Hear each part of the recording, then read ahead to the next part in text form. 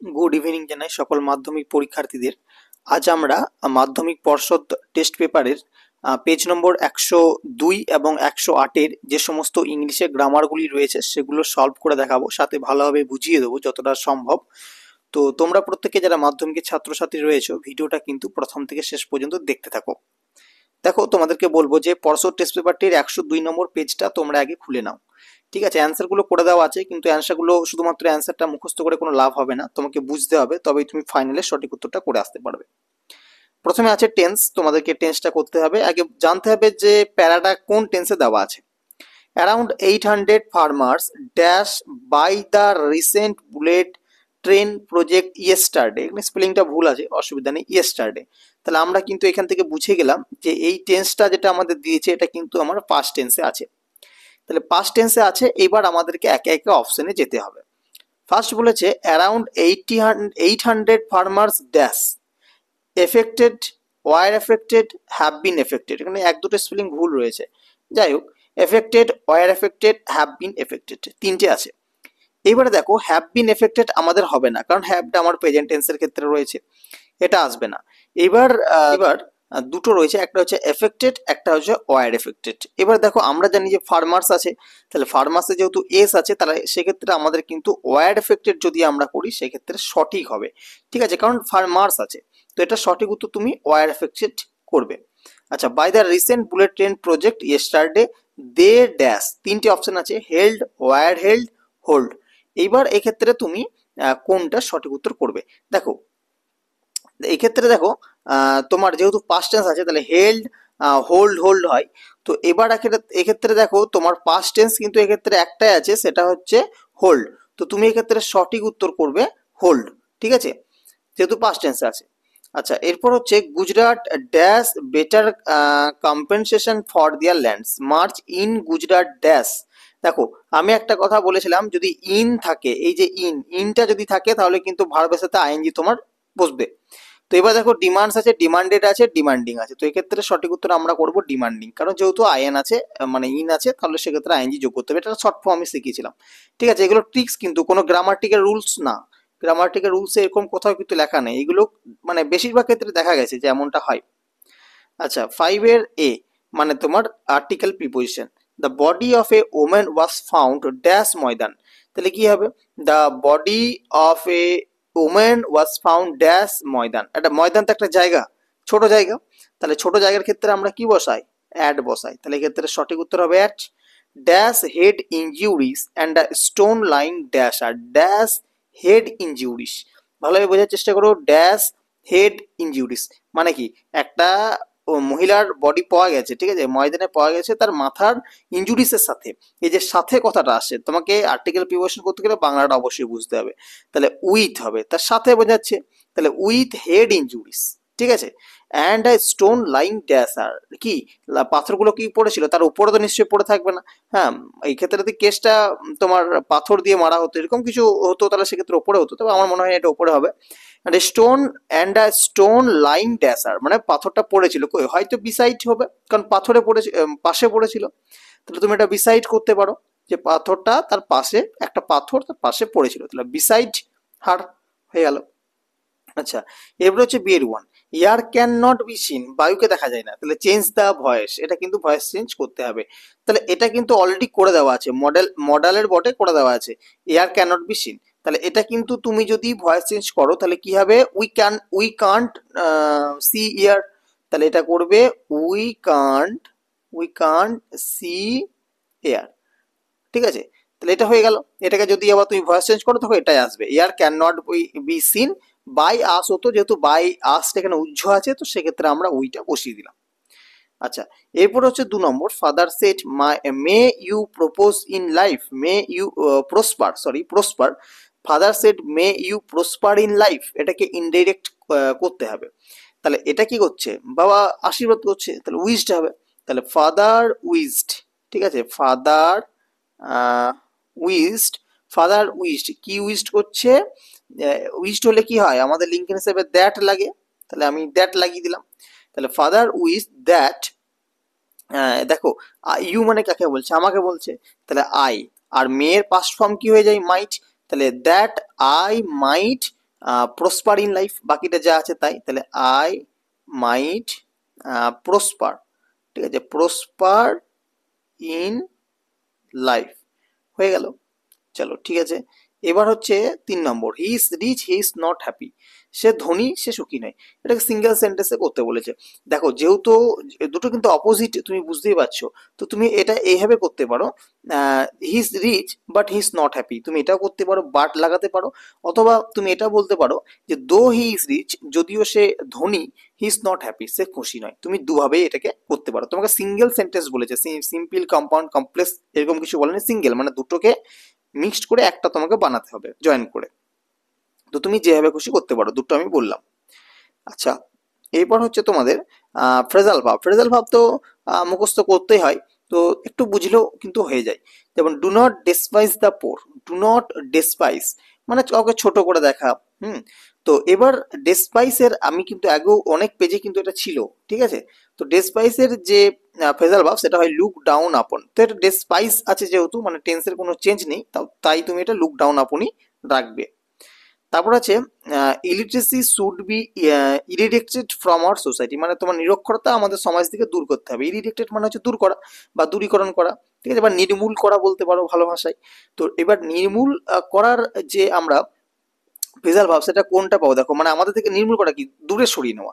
দেখো এক্ষেত্রে এটা কিন্তু মিলছে, do away with, do away with. এবারে যেহেতু এরিডিক্টেড আছে তার মানে পাস্ট ফর্ম আছে, তাহলে ডু এর কিন্তু এটাকে তোমাকে, এটাকে দেখো পাস্ট ফর্ম নেই, এটা কিন্তু বি আছে, বি এর পর কিন্তু থার্ড ফর্ম বসে।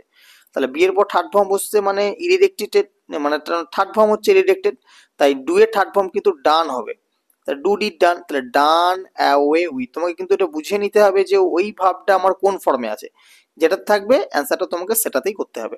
3 নম্বর হচ্ছে she was reared by her grandmother. Reared, রিয়ার্ডটা হচ্ছে তোমার কি ফর্ম, রিয়ার্ডটা হচ্ছে তোমার রিয়ার্ড মানে তো জানো তোমরা প্রত্যেকে যে লালিত পালিত হওয়া। তো রিয়ার্ড হচ্ছে একটা পাস্ট ফর্ম।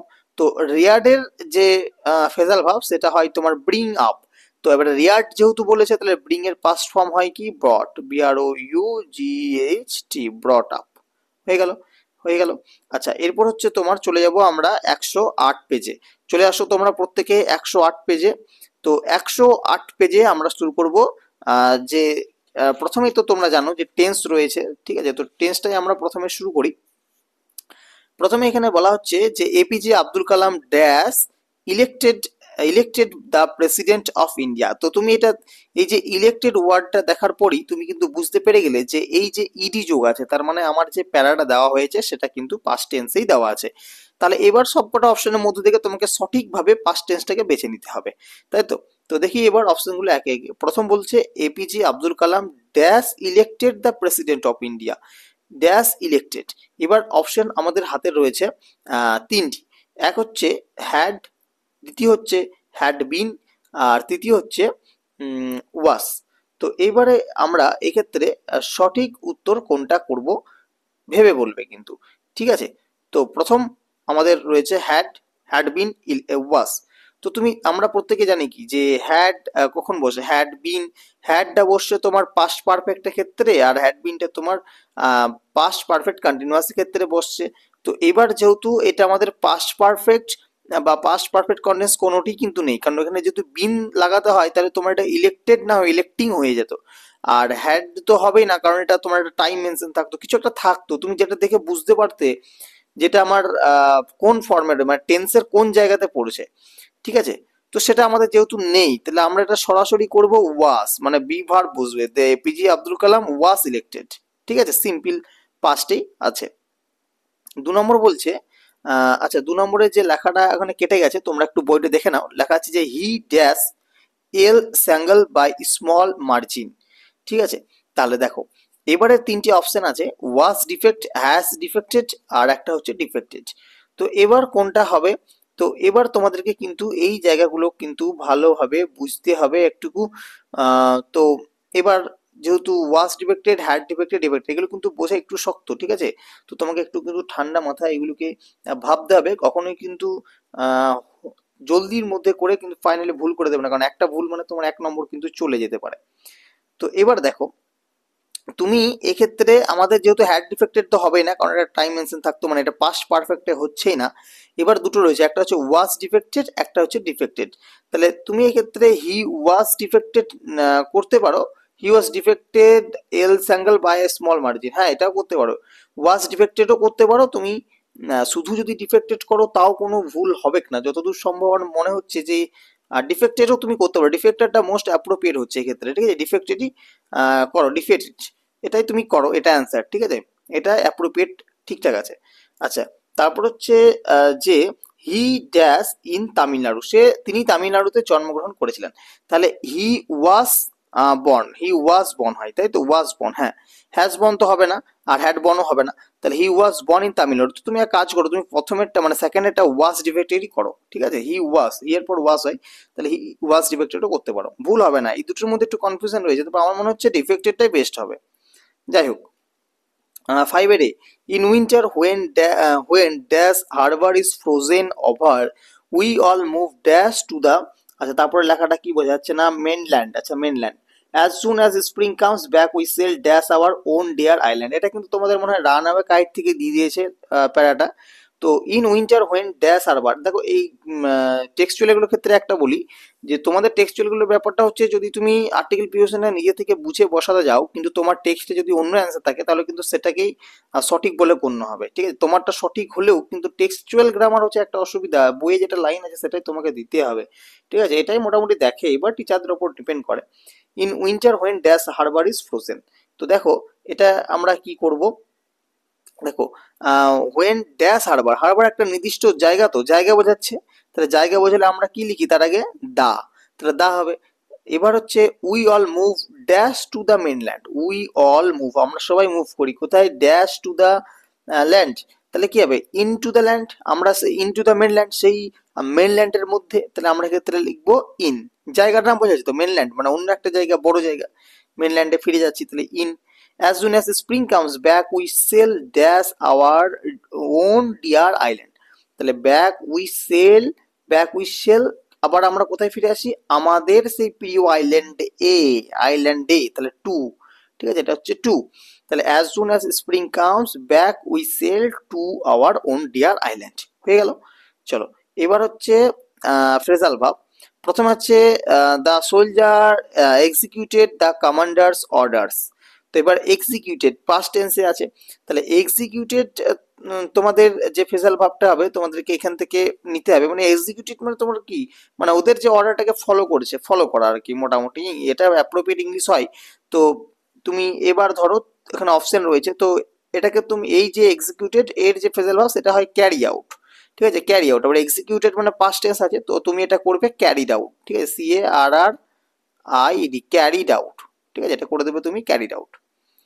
2 নম্বর হচ্ছে the boy rote all the class notes correctly. এবার রোট, রোট মানে হচ্ছে পাস্ট টেন্স। এবার রোটটা হচ্ছে তোমাদের রোটের যে ফেজাল হাউস সেটা হয় তোমার টেক ডাউন। এবারে যেহেতু রোডটা পাস্ট টেন্সে রয়েছে তাহলে টেক টুক হবে, তাহলে TOOK, টুক ডাউন, এক্ষেত্রে উত্তরটা হবে টুক ডাউন। 3 নম্বর হচ্ছে দ্য এনিমি আর্মি সারেন্ডার। সারেন্ডারের আমরা প্রত্যেকে জানি সারেন্ডার হচ্ছে গিভ ইন হয়, ঠিক আছে, গিভ ইন হয়, তো সারেন্ডার ইদি যোগ আছে, তাহলে এক্ষেত্রে হবে তোমার গেভ ইন, ঠিক আছে, পাস্ট টেন্সে হয়ে যাবে। তো এগুলো হয়ে গেল, তবে একটা জিনিস আমার কিন্তু কনফিউশন রয়ে গেল, এই যে এই জায়গাটা কি হবে, তোমরা যদি সঠিক কেউ জেনে থাকো অবশ্যই জানাবে, এবং তার রিজনটা অবশ্যই চেষ্টা করবে বলার। তো আমার এটা একটু কনফিউশন লাগছে, আমি এটা তাও একটু দেখবো ঠিকঠাক ভাবে, ঠিক আছে। তো আচ্ছা, সি এর জায়গাগুলো দেখো, এখানে দেওয়া আছে do as directed, this use to puzzle Claude and me, ঠিক আছে, এটা আমাদেরকে হতবাক করেছিল ক্লডকে আমাকে। তো চেঞ্জ দ্য ভয়েস, এটা কিন্তু ভয়েস চেঞ্জ করতে হবে, তাহলে কি করবে এটা ভয়েস চেঞ্জের ক্ষেত্রে, এটা অবজেক্টকে আমাদের প্রথমে সাবজেক্ট করতে হবে, তাহলে কি আছে Claud, CLAUD, Claud and I, ঠিক আছে, Claud and I, past tense আছে তাহলে ওয়াস, হ্যাঁ, ইউজড আছে তো, আচ্ছা হ্যাঁ, তাহলে পাস্ট টেন্স আছে, তাহলে হচ্ছে তোমার ক্লড অ্যান্ড আই, আচ্ছা ইউজড আছে না, তাহলে এটা ওয়াশ করা দরকার নেই, ক্লড অ্যান্ড আই ওয়াশও করতে পারো, was use to be puzzled, তাহলে was used to be puzzled by this, PUZZLED, puzzled by this. তো তুমি এটা কাজ করো, ওয়াশটাকে কেটে দাও, ঠিক আছে, Claud and I use to be puzzled by this, হয়ে গেল। আচ্ছা, 2 নম্বরটা হচ্ছে she said I have your secret inside my little bag.